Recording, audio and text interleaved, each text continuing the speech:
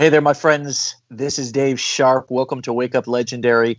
It's going to be another exciting morning. I've got a tried and true veteran in the game on the call this morning. I'm excited to talk about the history. It's important to understand the history of where you come from, particularly in this industry, right? If you're brand new and you're wondering, what might my career look like over the next 5 or 10 years? And what are some of the challenges I'm going to run into? And what are some of the things that I can experience as a lifestyle shift and change? Like, how can my life get better? And what are some of the things that I'm going to encounter?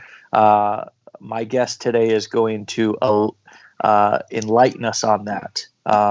Now, before we bring him in, we do this show every weekday from 10 a.m.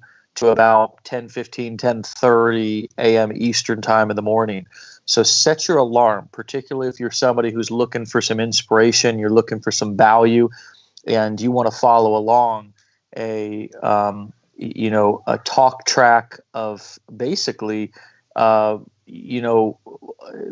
mini lesson each morning about how to be successful as an online marketer and how to be successful as an entrepreneur in 2020, then this is an absolutely fantastic and free way to do that. Okay. So without further ado, I'm going to go ahead and bring in our guest for today, Rory Singh. What's up, my brother? Hey, Dave. Can you hear me? I can, loud and clear, man. Okay, right on. Awesome. Welcome to the show. Welcome to the call. And it's great to meet you officially in person, my friend. Yeah, thank you. Nice to finally talk to the big man himself here. Hey, I wish I got that sort of limelight in my own house, I mean, it's like my wife, she just tells me, take out the garbage, and my kid just wants me to play Barbies with her every day. Yeah, man, we were chatting briefly. I'm excited to get into your story and learn a little bit more about your experience and kind of what you can share with people. So take us back, my man. Take us back to the beginning. Ooh. Take us way back. Take us back, brother, and tell us how you got into this game, into this career. Would you define this as a career for you? Oh yeah, definitely. It is a career. That's the way you gotta approach it. That's the way you gotta treat it, for sure. Okay. All right. So cool. So we can actually, a lot of times people don't take it that seriously. A career is usually something that you do in a cubicle, right? Yep. It's like, hey man, a career, I've got a career as a bookkeeper at this company. I've got a career as a lawyer. I've got a career as a doctor, but oh wait, hold on a second. Online marketing, that's just a hobby. Right? That's just a side gig. That's just something that I get criticized by friends and family because I'm doing something different. But it's hopefully we can, and I like to invite people to have a full-fledged mindset shift about how they view their business, because if you don't look at it as a career, it's never going to be a career. So take us back, man. How did you get into this in the first place? What was going on in your life, and what did you do those first couple of months? Take us back. Okay, I'm just waving my head around. I notice there's a little bit of a time lag, but maybe it's just on my end here. We're good on the stream though. Okay, yeah. Back, I came online back in 2006. I got one hell of a story. Before 2006, I was probably one of those people who called everything a scam. If you came and approached me about a home-based business, about affiliate marketing, about making money outside of a job or a traditional brick and mortar business, I would have said, stay the hell away from me.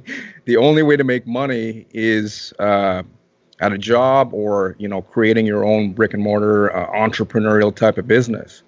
But I had before 2006, it's kind of crazy. I was talking about this on YouTube. I noticed that the important stuff that people should be paying attention to, they're not paying attention to. They're more into lifestyle marketing, balcony, resort, fancy cars and stuff like that. But I was talking about the shift. How did you even find yourself here, right, Dave? I had, I guess, something happened in my life where um, it changed, gave me like a paradigm shift, a different way. I had to open my mind to this idea, and it started. It's kind of it's weird. It's going back to 2004. I had my brother's stepson. It was horrible. He got caught up with the wrong crowd and he disappeared. And we discovered it's kind of a gruesome story, so I'm not going to talk too much about it. But we discovered the police discovered him in a landfill. Uh, in a landfill site in a place called Orangeville, Ontario, back in 2004. He went missing around December 2003. So maybe that kind of like woke me up to it shook me up. It did something inside where I started asking different kind of questions compared to the usual conversation. Back then I came from the trucking industry. I've been a truck driver since 1994, and I was just mostly concerned about, I was getting paid hourly, mostly concerned about my job. So I had that huge shakeup. He wasn't my nephew, but I considered him my nephew. So it's like a step nephew. And because of what happened, it just got me thinking in a different direction for some reason. So one day, I believe it was in 2005, I was over at my mom's place on Thanksgiving, and she kind of noticed that she's like a traditional entrepreneur. She started her own brick and mortar businesses. She failed the first time, and then she started a clothing business. She called herself like a tailor, fixing people's clothing, and it just skyrocketed. She just became very successful, bought her first home, and but she was always like poking around in MLM, and she just kind of noticed that I was open to something different. So she handed me a book called Think and Grow Rich by Napoleon Hill, and that was like I took it. Normally I'd be like, no, I'm not going to read that. I was the type of guy who probably didn't read maybe more than 2 books during school, in high school. And it was because I had to. They forced me to read it, or else, we wouldn't pass through and get the credits and graduate. So that was the shakeup that started it. And I think everyone has this, because a lot of people, when I finally came online in 2006, and I went through, what do you call it, the absorption mode, trying to figure out what the hell is going on. I'm seeing some people claiming they can make money online, and then some people posting some huge income claims back then in 2006. And it took me just poking around, I guess, about a full year before I made my first $1,000 in commission online. And that's pretty well how it started. Do you want me to keep going, talking about that? Well, I just had to unmute myself. So mom was the one who introduced you to entrepreneurship, essentially. Yeah. Wow, that's incredible. That's incredible. Is mom still with us here, or has she passed away? Oh, she's still with us. Yeah. Awesome. So what does she think of the transformation in your life since that introduction back? What was that, 2004, 2014? So that was 16 years ago. What is you guys' relationship like now, or what does she think about you following that path? I'm just curious. I've been through like a huge learning curve, not just marketing, in life, and I think she looks back at everything that she knows, everything I've been through. I've been through some stuff, like crazy stories, really crazy stuff. I was hoping you saw the story. Maybe you could look that up later. but I had some like I have one hell of a story. But I think she's impressed with the learning, and it was more Yeah. not just marketing. I think life lessons, right? In 2006, I don't know. My wife says she tells me she's like, there's no mistakes. We learn from something or we don't learn from something. So when I came online in 2006, I saw this Midas muffler salesman, right, and claiming that he left his job. So what I did, some people may call it a mistake, but now because of so much of the experience I've gained in life, I think it was so much learning for me. But it wasn't overnight success for sure. So in 2006, I left my job without having a solid income coming in, and I was living off credit cards, on lines of credit, and started going on vacations, right? Going on vacations, and even take we weren't. I wasn't into video back then. I was just taking pictures of me on vacation, and still took me like a full year before I started seeing a decent return. But by that time, because I dug myself into a hole of credit, right? Um, Basically, I went like bankrupt and stopped marketing. I looking back now, I think I could have just kept going, even though I ran my credit into the dirt. By the time I started making enough money online, I was too much. I was too much into the hole. Even the house I was living in back then, it went into foreclosure. I just told the bank, just take your house back. To make a long story short, we had to move the family, and we're all still together now. We're back into a house again, but I had to move my family into two-bedroom apartment instead of like a detached three-bedroom home, two-car garage, the kind of idea here. And my wife, oh my God, back then, when I came online, she was working with me. She was more into prospecting. She's an awesome on the phone at closing. She's like happy-go-lucky type of person. She just has a natural interest in talking to people. So people get on the phone with her, and they basically, I was like, how the hell did she do this? They just close themselves because she's not after the sale. She's just happy. She wants to connect, and she's chatty and very social. She's more social than I am. I'm surprised that I'm the guy that's actually doing the videos. But I think because I put her into foreclosure and she still stayed with me right through all that. She kind of has a bad taste for the industry right now. I think she'll come around, right? But we went into the apartment and all kinds of stuff. I think more learning lessons. I made a video last night on YouTube. What was it about? It was about blocks. A lot of people don't know that they have so many different things that they're doing. I was watching a call, one of your wake-up calls. I can't remember the gentleman's name. I think he was Russian, Vasily, something like that. Yeah. Yeah. The programmer from California, Okay. Yeah. Vasily. Yeah.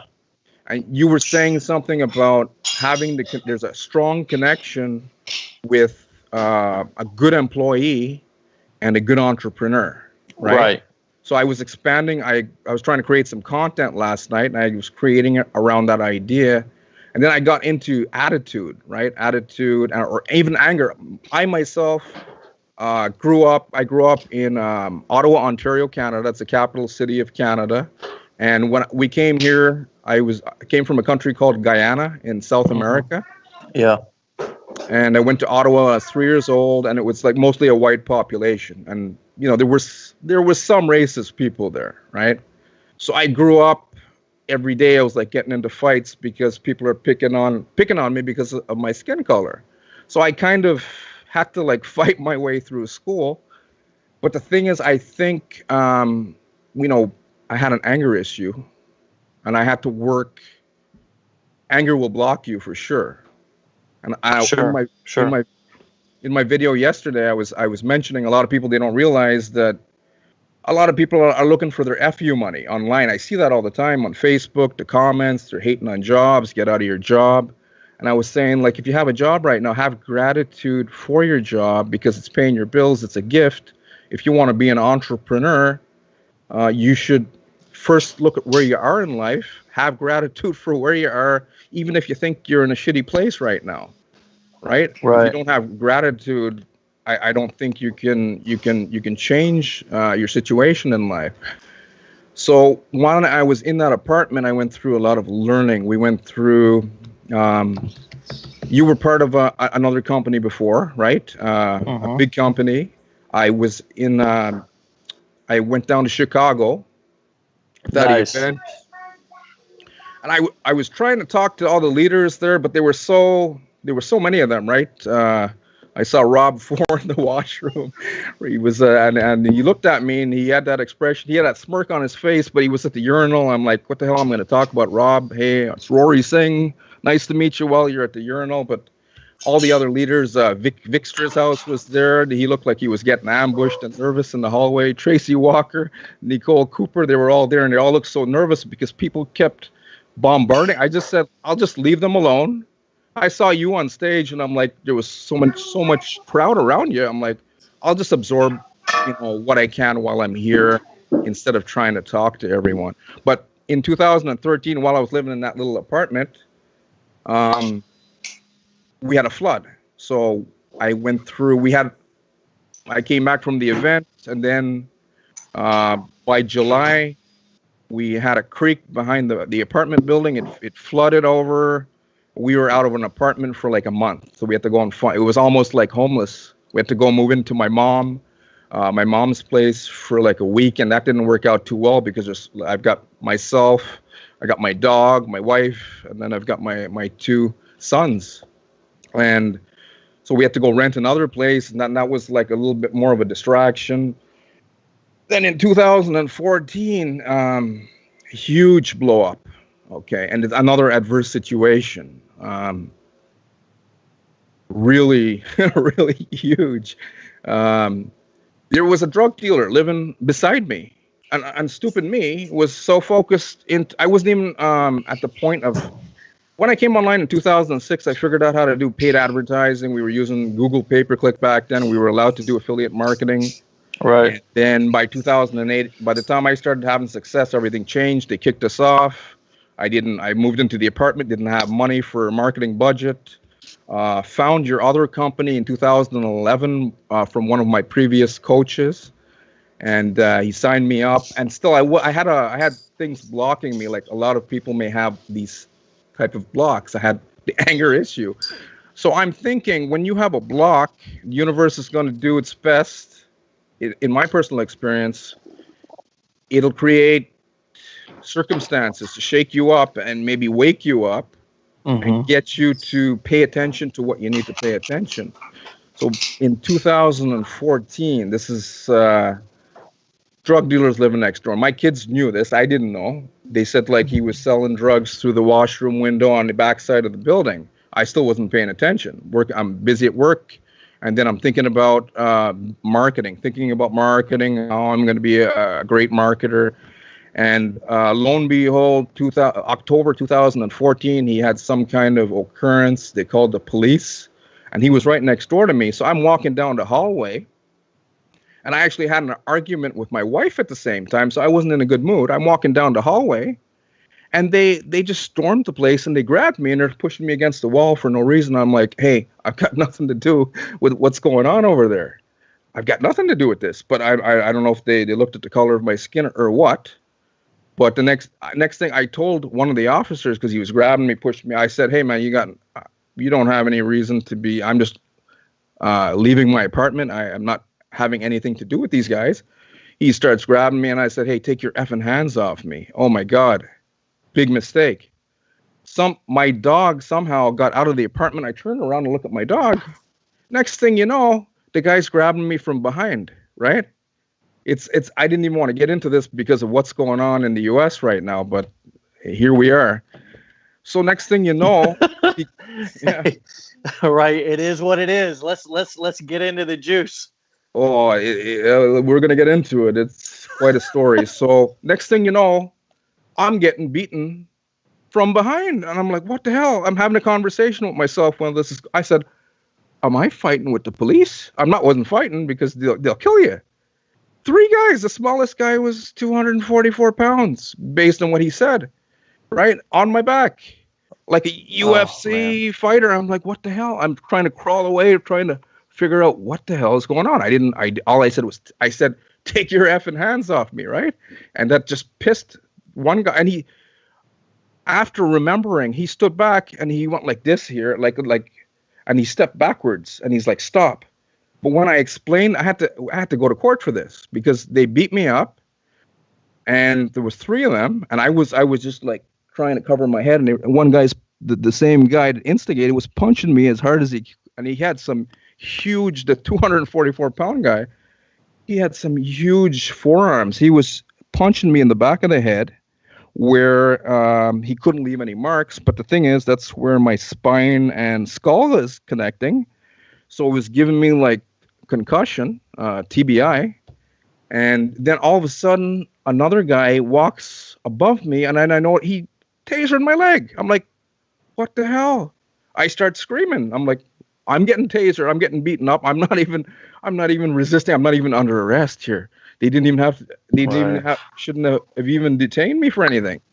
Then my wife storms out. And she's like, "What the hell is going on?" And I'm like, "This is like back to what's happening." I'm like, "I can't breathe." And I had a hood on. She pulled it off, and the guy's like, "He can't breathe because I got my knees in his back." He tells her that. I couldn't believe he said that, but luckily she came out. She probably saved my life. So the next thing he did because when they're tasering you, and the guy who was tasering me had some kind, I believe there's a safety on it where I think he was somehow over tasering me because it was like 10, 15 seconds, right? It was just too long. And because I was screaming, people were opening up their apartment doors, so it scared the police. And then the next thing you know, the guy picks me up off the ground and he says, "Oh, he's under arrest." My wife's like, "For what?" And he's like, "He's under arrest because assault an officer." And I'm like, I didn't care what he said at that point in time. I was just glad they stopped beating me. I was like, "Oh, good, I can actually breathe now." And then the next thing you know, he handcuffs me. I'm like, "Holy shit, I'm getting handcuffed." I mean, I never broke one law here in Canada since I was a little kid. So next thing I know, I'm in a police cruiser, and I'm complaining about, "Oh, you guys handcuffs are way too tight because I'm losing circulation in my hands." So they take me out to the back of the car, and the guys, "Oh, we're going to loosen it for you." Next thing you know, they're burning my wrist. I'm like, what the hell is he doing? I don't know if he's screwing around with the taser or something. He touched my wrist and it started burning. Then the next thing I know, because I'm like out of it, paramedic shows up, and he doesn't even check me because I ended up with at least one cracked rib. They were kicking me in my side. Paramedic didn't do nothing. He comes and he pulls something. Police must have just said, "Hey, this guy's a badass," or "He's giving us a hard time." They didn't even look at me. They didn't check me. Nothing. They just pulled the little taser clip off my pants, and away they went. So next thing you know, you to the police station, and then I'm getting fingerprinted, and I'm like, what the hell is happening here? I'm even asking the lady, "You're fingerprinting me? I can't believe." I says, "Well, okay, once this goes out and you guys figure out I'm innocent," she's like, "You got to come back in." And she's judging me. Like, I could tell she's looking at me like I did something wrong. I'm like, "You weren't even there." I'm thinking. But I had to go through all that. Next thing you know, I have to go to court. And I didn't have lots of money. I had to go to legal aid, apply for a lawyer. But luckily for me, the superintendent of one of the buildings I was living in, she was in the one across from where I lived. She's a lady from Serbia. She said, "Hey, I grew up with a lawyer, and I'll hook you up." Okay. And but the thing is, he's a really good lawyer, but he's almost blind, right? He's an almost blind lawyer. So the next thing I want to just put a pin in this real quick because I just want to keep track of time here and make sure that we've got a takeaway from this incredible story that you're telling. So we've got limited time here. So help us to understand the point or how this ties in. And I understand that there's clearly, this is a wild story, and it's Mm-hmm. very in line with what's going on with the world right now. But bring us back into how this connects into your journey with entrepreneurship and marketing, and because we were in 2014, I think this was going on in 2014. Bring us back into how this connects to your journey in your business. Okay, well, to make a long story short, with that court case, judge threw it out. He figured out the lawyer was a hot shot, and he turned things around, and they just threw it out because they figured out the cops were lying. Sure. But what it did I'm so glad for you for that. Yeah, he told me, he said, like, you could actually, I said, do innocent people go to jail or get charged? He's like, all the time. I was like, wow. Sure. Okay, so what it did and I'm sorry you had to go through that, brother. I mean, that sounds traumatic. Well, it was a learning curve for sure. I had something I had to let go. This is what ties into maybe the success that I'm experiencing. Mm-hmm. Maybe the way I figure, it was another learning curve. I went through a flood. First, I went through a foreclosure. I did it to myself, but still, I had to go through a dry spell, right? Bad credit. Then I went in through the flood. That did something to me as well. I had to make peace with every problem that I went through. Now with the police, I hated them. At that point, I'm not the type of person. I like police, right? I grew up watching Chips, Starsky and Hutch. A lot of police shows. Even up to now, I still watch Chicago PD, one of my favorite shows. I got no problem with the police. There's some really awesome police officers, and of course, there's some bad apples out there. Okay, so they're not all bad. But what it did for me was I came to the point, even my doctor, he was saying, you can't go back in your truck. Don't do what my lawyer's saying. Listen to your doctor if you get in trouble. But I had to I think it was to help me break out of more anger, right? Because it created a situation where I had hatred towards the police because of what happened. But then I had the learning for me, or else I would have still been a bitter person, and I wouldn't have been getting anywhere in life if I hung on to that hatred towards the police. So I think the police showed up in my life to help me break out, to release more anger. And it did something, because by the time 2016 rolled around, I never had the courage to do video marketing. I probably made like one video in so many years, but I came back online, and I came back strong, and I started making video. James Jordan was, I saw you did. You know James? I know James from Facebook. Awesome. Nice. We were having a conversation, I think in 2016 on Facebook, and he asked me, hey, Rory, what are you doing? I see you're posting some results. What are you doing for traffic? And I said, well, I'm doing blog SEO. I'm thinking of doing YouTube. And then he says to me, well, why aren't you? I said, well, because in the past, people were able to flag your accounts so easily. So I was probably still preoccupied. Maybe I don't want to put a whole bunch of content on YouTube. Then James, he says to me, he's like, you're focused on stupid stuff, man. Then I'm like, my ego kicks in. I'm like, what did he say to me? But then I'm like, what he says is making sense. It's true. So I'm like, okay, I'll just, the hell with it. I am focused on something stupid here. So I started hammering videos. And by the time 2017 came around, I started getting really consistent. By August 2017, I had to go through all these learning curves to release the blocks that were blocking me mentally. Yeah. And then I finally started hitting YouTube hard. Consistent.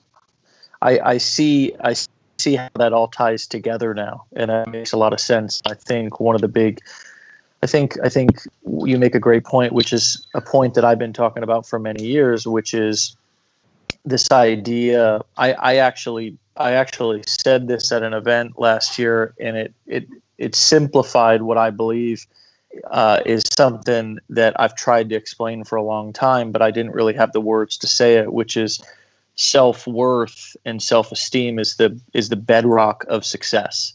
And when I'm feeling inadequate, less than, in fear, angry, which anger really is a secondary emotion of fear. Would you agree?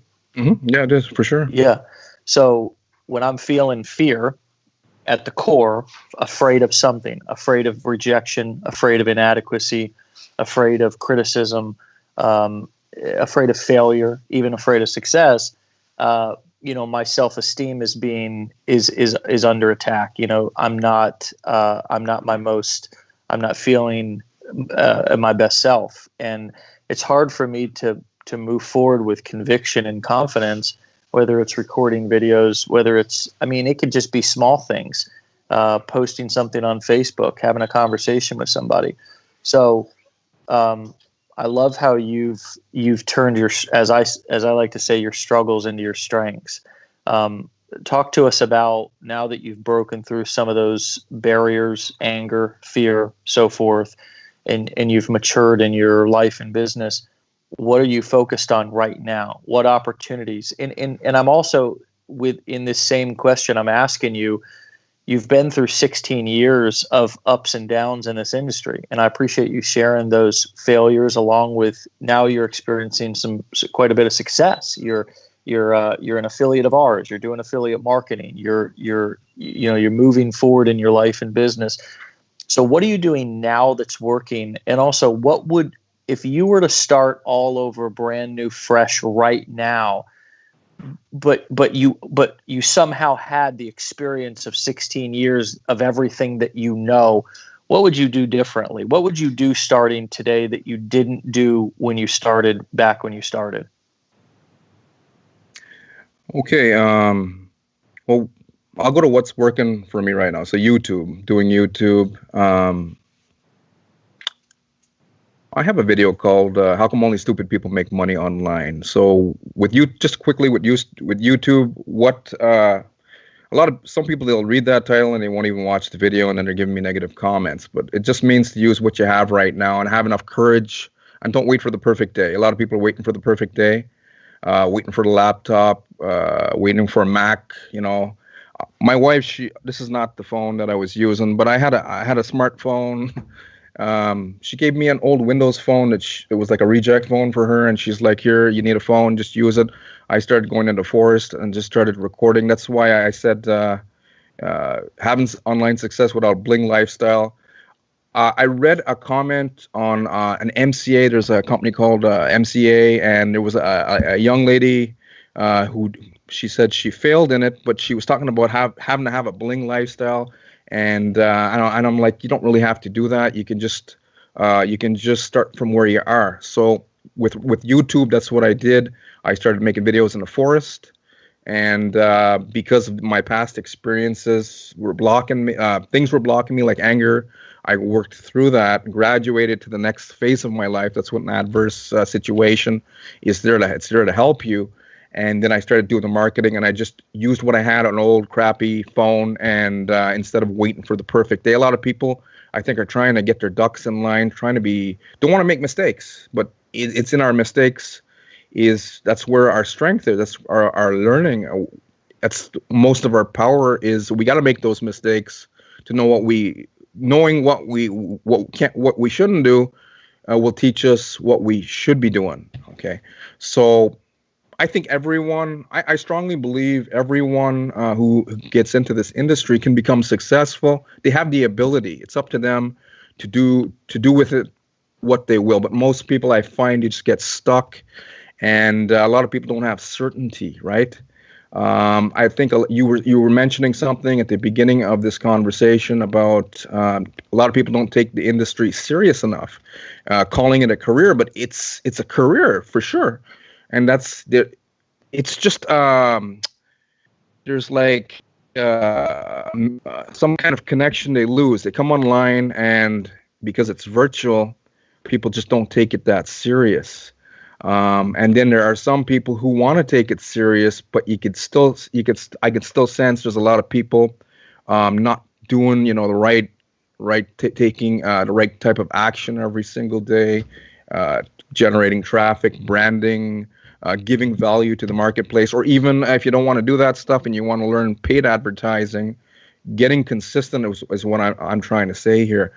But I'm thinking a lot of people don't have this certainty. I've got a friend on Facebook. Her name is Lindsay, and we had so many conversations about this. I said a lot of people don't have certainty, maybe because maybe they don't even believe what they're. I'm thinking a lot of people don't believe because they're so used to making money at a job.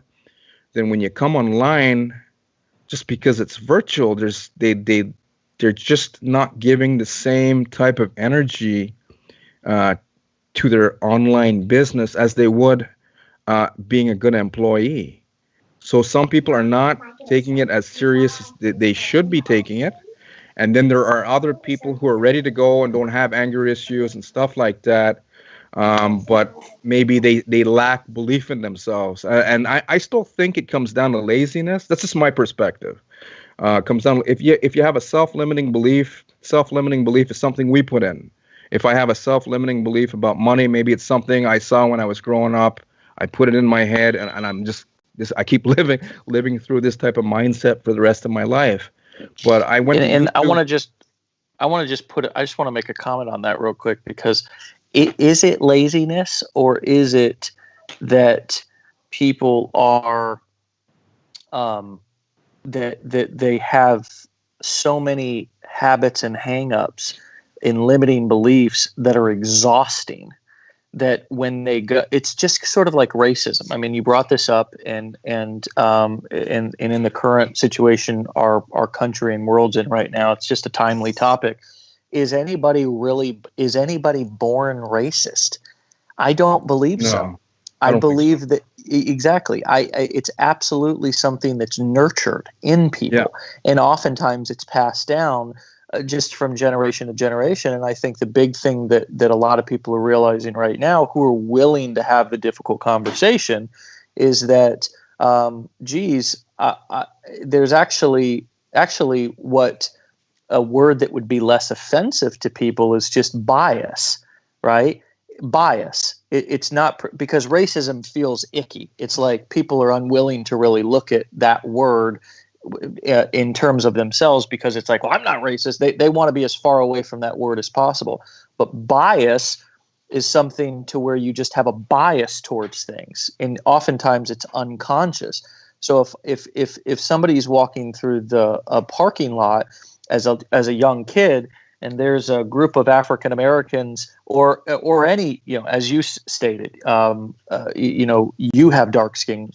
So if you're standing around in a parking lot, and a white mom is walking with her daughter and grabs the daughter close to her body because there's a set of dark skinned individuals hanging out in the parking lot, there's a seed that's planted in that young child's brain that those people, because of their skin color, are a threat. And so that's how bias is created. It's not particularly racism. It's a form of racism, right? But that's a less offensive term. And so the reason why I bring that up is first and foremost because, I've invited this week a lot of my white friends and family to take a look at how this has showed up in their lives. And as I've done the same thing myself, because I want to make this world a better place, and I want to eliminate racism and bias personally. However, in terms of the laziness, which is a comment that you just made about people, it all comes down to laziness. I would challenge that, and here's why. Is because a lot of people grow up with trauma. A lot of people grow up with difficult situations, low self-esteem, and it's not their fault. It's because they grew up in a household potentially hearing messages like "you ain't shit" or "you ain't ever going to be anything," or things like just messaging. You know what I'm talking about. We all know what I'm talking about. Disempowering messaging inside of our house, to where when we grow up to go transition from employee to entrepreneur, and now we're trying to start a business, but we have all of these stories and messaging in our head that's disempowering. So we're fighting ourselves. A lot of entrepreneurs come online and they start to try to build a business, and they're the ones who's the biggest obstacle. You know this. Yeah. I know this. I'm my biggest obstacle. So every time that I go to try to record that video, I'm fighting that messaging in my head. And Rory, that can be exhausting. That's exhausting. And I don't think people are I don't think they're gentle enough with themselves. We've got to be gentle with ourselves. And this is why within Legendary I talk about self-care so much with our team, because it's really about being gentle with ourselves, to realize entrepreneurship exposes all of our weaknesses. unlike anything that we've ever done before. In Mhm. being an employee or working for somebody else, it typically can be a bit easier because it's not exposing all my weaknesses, right? I got a job to do. As long as I do it, I'm pretty much good. But entrepreneurship, I've got and I'm not saying that having a job doesn't. I really don't want to give having jobs a bad rap, because people are challenged in jobs. People are challenged in all sorts of different careers. But I think entrepreneurship peels back another layer of the onion that exposes people to their weaknesses, and that can be exhausting. And I think many people quit because they battle with perfectionism, they battle with their own self-esteem, and then they lose. And I'll just wrap this thought up. My daughter, she's 4 now, and what we do with her is we tell her, we've taught her that there's 2 voices inside of her head. Say for example, she's getting ready to jump from the deck into the pool. We say, oh boy, there's that voice there that's saying, this is scary, this is dangerous, I shouldn't do this, I can't do this. And then we tell her, and there's that other voice that's telling you that you can do this, Mm-hmm. that you can crush this, that you can do this in an amazing way. And now we've taught her to be okay with both of those voices, because those are natural. Those are natural to have. At least, even if you've had no trauma in your life, at least 2 voices, one that's scared and one that feels courageous, right? And so she recognizes that. My hope is, as she grows up, she embraces that negative or that scared or that fearful voice in her head, but she chooses to listen to the voice that tells her to be brave and courageous. So I just felt like I wanted to say something about that lazy piece, because I think that also for you in your videos, Rory, I think one way that you could potentially take things to the next level this has been helpful for me. I think it's one of the reasons why I've had so much success, is because I've been extremely compassionate and empathetic towards people because of my own stories and struggles. And oftentimes, if we label somebody as lazy, then they might get defensive, and we might lose our connection with them. We might lose our ability or opportunity to be able to influence them in a positive way, to take action. Versus if we help them to try to understand what's underneath that laziness, which oftentimes is an exhaustion because they're battling with the story inside of their head. Does that make sense to you? That's just my opinion, by the way. No, that's some great points there that you made. So another way to look at it is past programming. They have, because of, and what's great about you and your wife is you guys are aware of how you can damage a child by what you tell them. It's really not a lot of people don't know that, right? We had to learn the hard way, but that's awesome that you do that with your daughter. But but okay, so I said lazy, so maybe they're not lazy, maybe, but I think they should. Okay, maybe it'll come back to their why then, because if you have an issue and you really want, people are saying that we want money, we want freedom. What is it? You want to live, even with yourself. You want to spend time with that little girl, to the point where maybe if you couldn't live the way that you're living now, maybe it would bring tears to your eyes. So maybe people could look at their why they truly here, and make sure it's really strong. I'm sure everyone has a strong desire for something, and I'm thinking that's what they should look at. Well, let's look at yours. I mean, what, through all the challenges that you've been through, and clearly you've been through tons. You've been through tons of setbacks in life, and you've been through tons of setbacks even in this business. What keeps you? Well, I mean, why? What are you to me? Because I want to answer this question in a second too, but I want what keeps you going? Why have you continued to persevere even through challenges within your marriage, which you've been so courageous to be vulnerable and honest about? What has kept you going? What is your true? If you were to dig deep, what's your why? My why, my back was against the wall, because after 2014, I started health issues. I was working 70 hours a week at a job, and I knew if I kept going down that road, I'm not going to live very long because I don't have time to work out. And my brain, because of what I went through, I think was deteriorating. I had to do something. So I guess my why was I had to, or else I'm going to be dead. I'm going to die in the truck if I keep this kind of lifestyle up. And I guess that's what did it for me.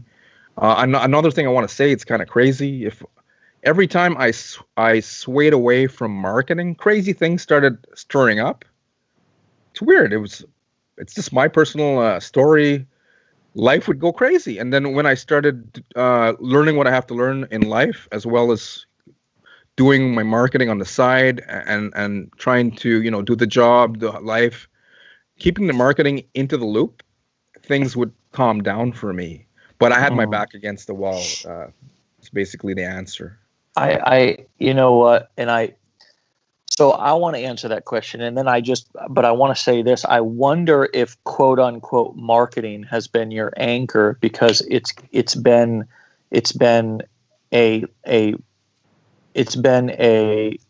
place of solace for you. It's been a place of personal growth for you, right? Because you've had to break through. I mean, when we have a breakthrough, like you had when you started filming videos, and you broke through that sort of that fear, and you started to recognize that you were healing some of that anger. This marketing became bigger than just marketing for you, I think. And I think we are always pulled back to places that challenge us. We are, because we want to heal. We want to grow as human beings. And I actually think that one of the reasons why we attract the partners that we attract, and we attract the situations that we attract in life, and you can say that God puts them into your life. You can say that things happen because the universe has energy, whatever your belief is.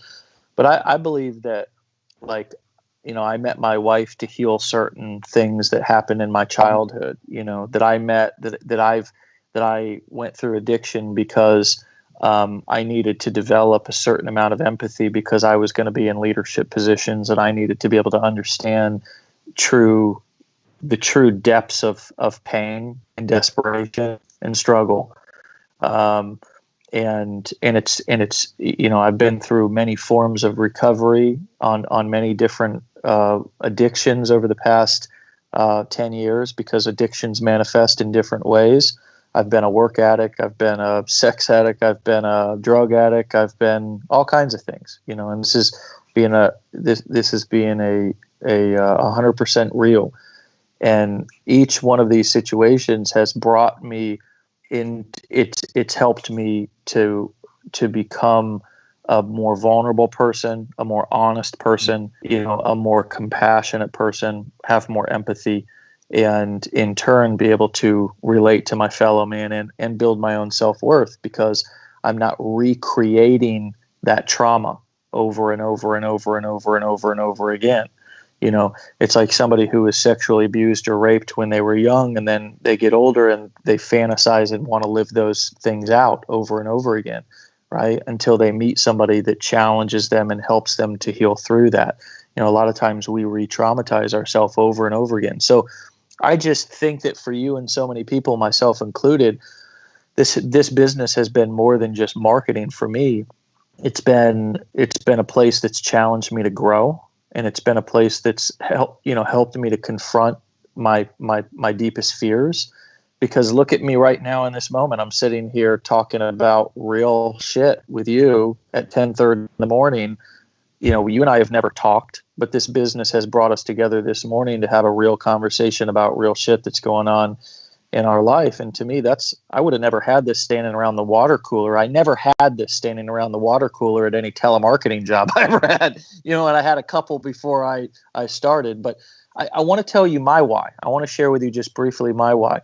My why is similar to what I've just explained. The reason why I do this, I think, and the reason why why I started this, and the reason why I continue to do it, is because when I started in this business, and when I was attracted to entrepreneurship in the first place, I had low self-esteem, and I didn't really believe in myself, and I wanted to prove to myself that that I could succeed at something, that I could have redemption. And you remember, for me, I was coming off of being addicted and homeless. So I wanted to prove to myself that all that didn't happen in vain, that I could go on and be successful with something, and then in turn even provide for my family and be a good father and be a good husband and, you know, be a good citizen and just be a good man. Because I didn't feel like a good man when I started. I felt like a failure. You know, I felt like I was a piece of shit, is how I felt back in 2008 after coming off of having a heroin addiction and being homeless.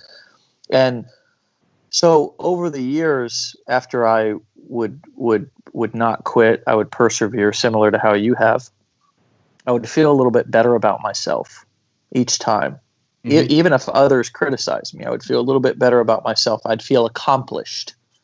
And this is similar to what something that Tony Robbins says, is he says that the foundation of happiness is not actually money. It's progress. It's growth. You know, it's feeling like we're growing. I see a lot of people who are unhappy, who are rich. So money doesn't equal happiness. No. Personal growth. Anybody who I've ever met that is growing personally, that feels like they're progressing and evolving as a human being, regardless of their financial situation, has a sense of happiness and joy about themselves. And so for me, entrepreneurship and quote unquote online marketing has been a vehicle for me to experience personal growth. And that, I think, is why I've continued to do this. And I think I just hear in your story similarities there, because you've been so honest about your, you know, these crazy stories and these things that have happened to you and these challenges and failures that you've had. And so that's my why. And I think for a lot of people online, the reason why we talk about money and the reason why we use these kind of money conversations as sort of the carrot to get people in the door is because, you know, if you ask 1,000 people if they want change, they're all going to raise their hands. But if you ask them if they want to change, you know, at first they're going to say no, you know, because change is hard. But once you get a taste of it, it's addicting. You know, it's addicting when you start to see the world in a different, as I like to say, with a different set of glasses. What's coming up for you as I say this?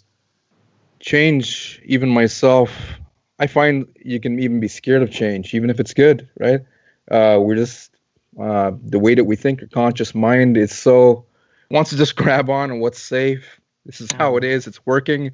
You can even I was going through some tough times, and I didn't know how hard it was until I finally was, okay, I got to let go of this and be willing to step into the next phase of my life. And then when you look back, you're like, I can't believe I was living such a hard life.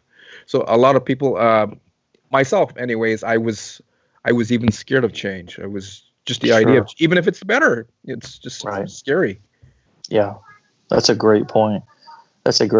Change is scary, you know, and I think that's why so many people revert back into the comfort of what their life is. I mean, you watch a show, or maybe you know somebody, or maybe even somebody's watching on here as a hoarder, would consider themselves a hoarder. It's like, you know, from the outside looking in, as we watch it on TV, we might say, how can that person live like that? Oh my God, did they not see it? It's like, this is a disaster. But to them, that's their comfort zone. I mean, that's what they know, right? For me, I was like that for many years too, living in addiction and dereliction, and you know, I didn't know I didn't know what I didn't know, you know. So I think you make a great point there. But again, what entrepreneurship has done for me is given me a taste of progress and growth, and that's spilled over into areas. Now my wife and I are obsessed about growing and evolving in our marriage. We go to counseling every week. We've got a wonderful, and our marriage is not in crisis. It's not in crisis. I go to counseling every week. This is on top of any mentorship masterminds I'm a part of. I'm a part of several groups. I've got coaches, but I also on a personal level go to counseling every week. My wife and I go to couples counseling every week. Why? Because I'm just obsessed with the idea that I can get to know myself better, that I can have a closer, more intimate relationship with my wife.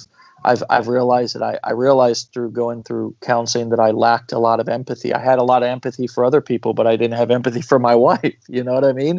And I needed to evolve that. Sometimes we treat the people closest to us the worst. And so all these efforts, these actions for me in my life have been a result of wanting to evolve. And it's scary, just like you said. You made a great point. Growth and change is scary, brother. It's scary. It is. But it's courageous. And as you're walking through it, each one of you guys who are listening or catching this on the replay, that courageous feeling that you get when you know you're doing something that most people are afraid or unwilling to do. And that's a great feeling. It's a great feeling to be the brave heart of your own life. You know what I mean? It is. And that's what the hero's journey to me is all about. And I think you're a hero for walking that journey. I think you'll be a hero to your sons. I think you'll be a hero to your family for continuing to walk this path and not giving up on your own personal growth and being honest and being vulnerable and showing them what's possible, that there's no limits regardless of your background, where you came from, your skin color, that you keep fighting, you keep pushing forward, you keep digging, you keep growing, you keep challenging yourself. And I'm inspired by that. And anyways, we got to wrap up, man. But do you want to leave us with any final thoughts based on anything that we've talked about, or any advice to those listening?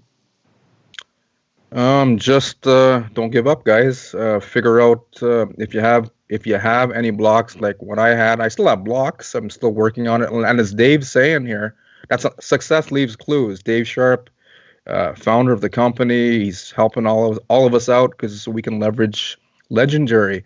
But look at him. Look at you. You look at your story here.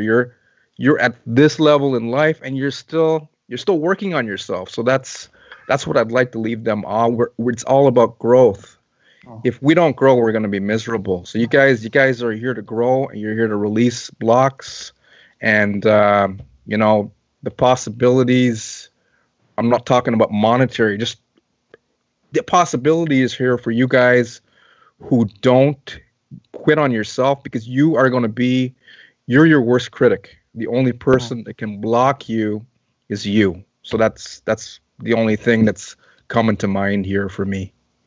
Great thoughts.